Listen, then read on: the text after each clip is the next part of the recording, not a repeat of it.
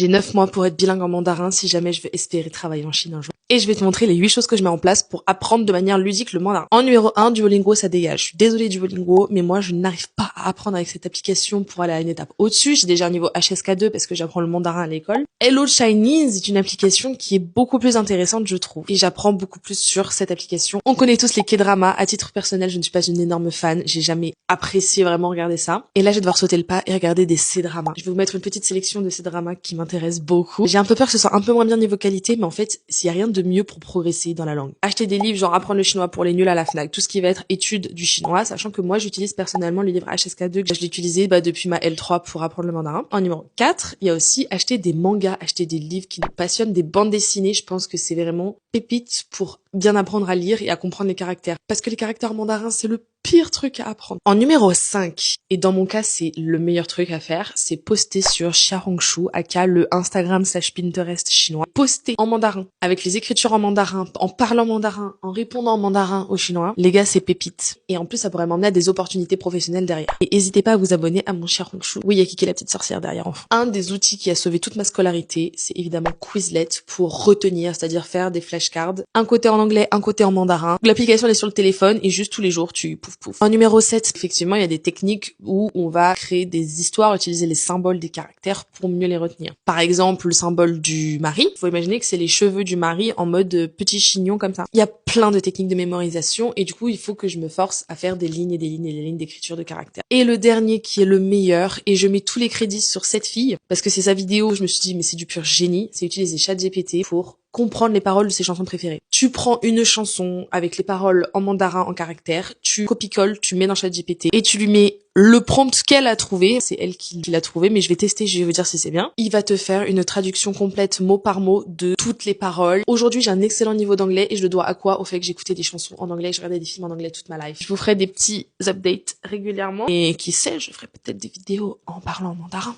Sur ce, je vous fais plein de gros bisous.